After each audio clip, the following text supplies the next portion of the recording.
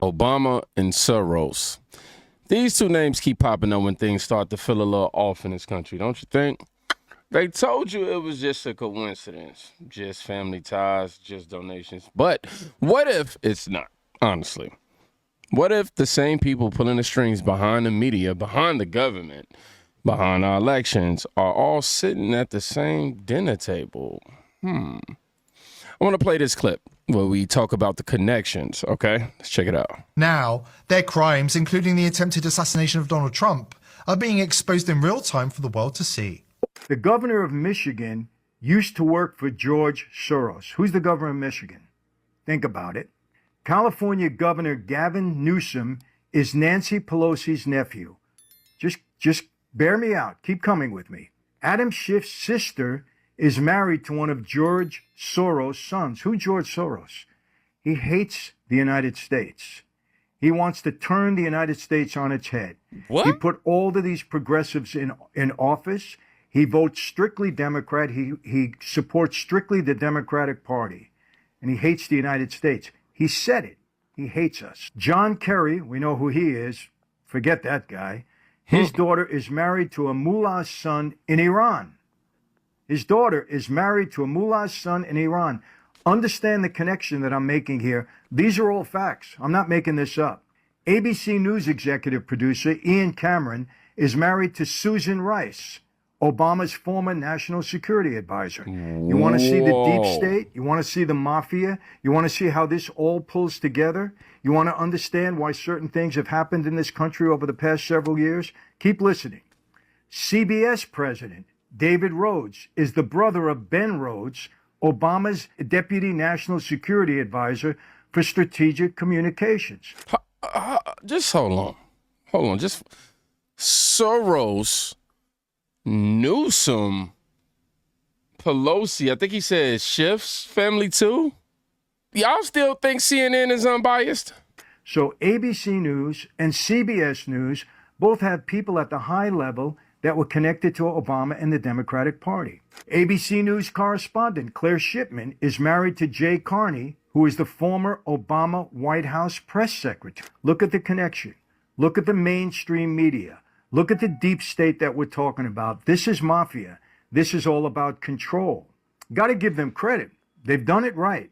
ABC News and Univision reporter Matthew Jaffe is married to Katie Hogan, who is Obama's former deputy press secretary. Look at the connection here. Look at how it's all coming together. ABC President Ben Sherwood is the brother of Elizabeth Sherwood, Obama's former special advisor. Who do you think's calling the shots here? You know darn well Biden wasn't calling the shots. The man is making more and more sense. Oh, wow. Mafia? You bet. All about power and control. They've been installing these people. They've been controlling the media. This is what it's all about. Let's keep going. This is what you call a stacked deck. If you had a hunch the news media was somehow rigged and you couldn't put your finger on it, this might help you solve the puzzle. Now you know why no one is investigated. They all have their hands in the cookie jar. You might remember James Comey, remember? Head of the FBI, who investigated the Clinton email scandal and the Clinton Foundation and made the final decision to not recommend prosecution by the DOJ. Well, listen to this. It turns out that Clinton Foundation was audited by the law firm DLA Piper. One of the executives there was in charge of the Clinton Foundation audit. Who was it?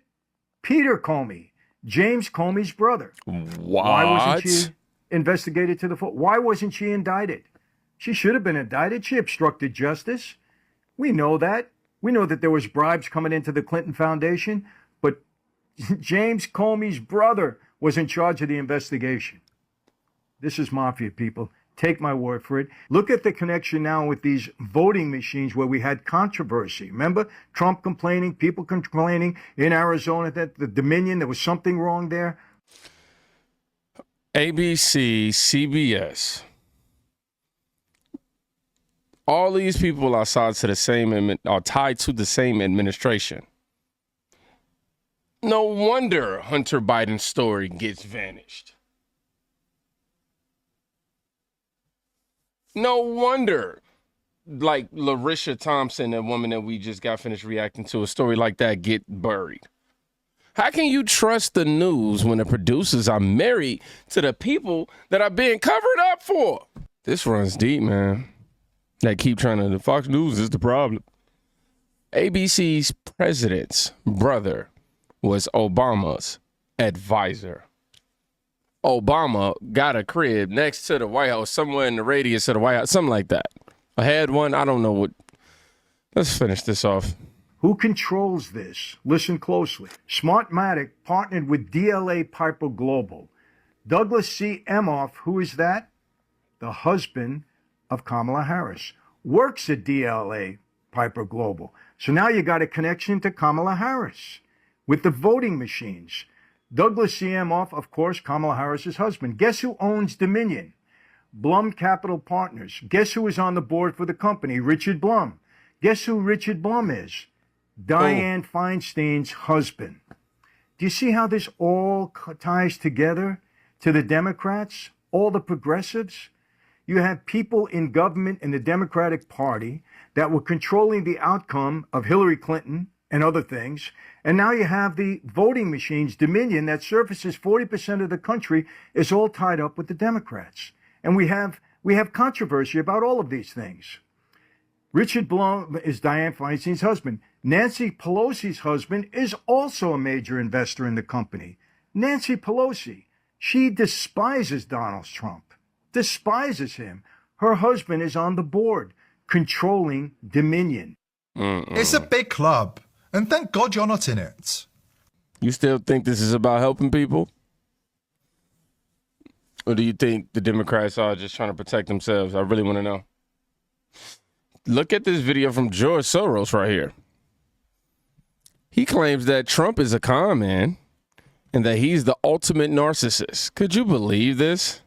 President Trump is a con man and the ultimate narcissist who wants the world to revolve around him.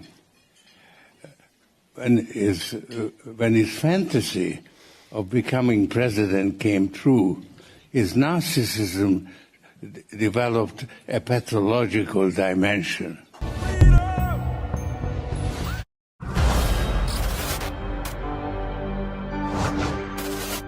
Breakthrough Media.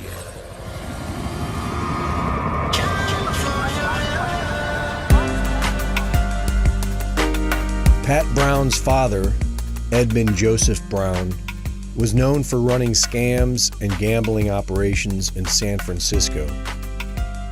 With the help of businessman William Newsom II, Pat Brown became governor of California for 2 terms. During his governorship, he awarded the Squaw Valley concession contract to William Newsom III and his partner, John Pelosi. The deal was criticized for the state of California paying for everything and getting nothing. William Newsom III grew up with the governor's son, Jerry, who was training to be a Jesuit priest. John Pelosi's son, Paul, married Nancy D'Alessandro, daughter of Thomas D'Alessandro Jr., who was known for smuggling heroin into the U.S. with Lucky Luciano and the Baltimore Mafia. John Pelosi's son, Ron, married William Newsom's daughter, Barbara. Over ongoing disputes about the Squaw Valley concession, William Newsom Sr. threatened to hurt the governor politically, just as Governor Brown was running for a 3rd term against Ronald Reagan. He lost. But 8 years later, the former governor's Jesuit son, Jerry, reclaimed the governorship in 1974. He appointed William Newsom III to a Placer County judgeship in 1975, and 3 years later to the State Court of Appeal. William Newsom was an attorney for oil magnate J. Paul Getty, named in the 1966 Guinness Book of World Records as the world's richest private citizen.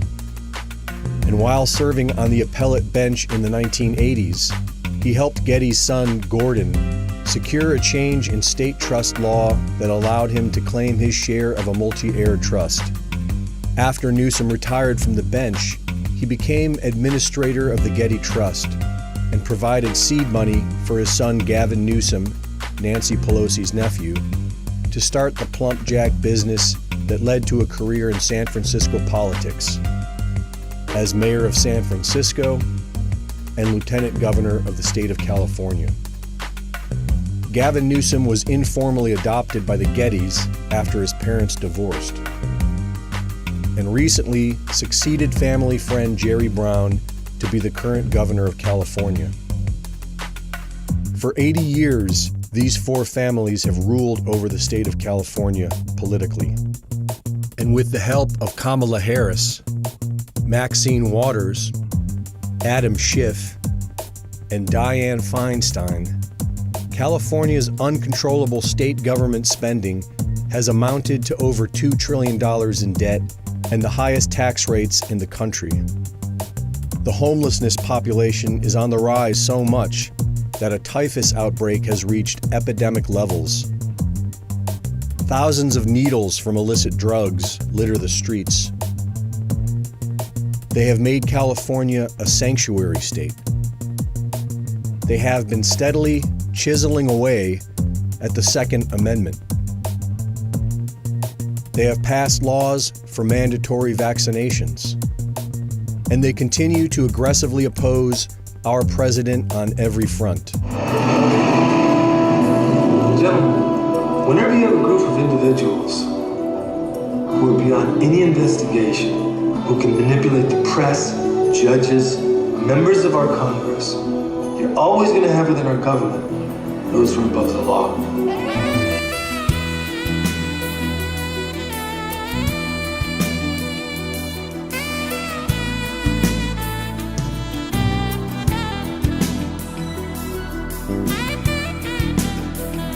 Donald Trump is not going to be president of the United States.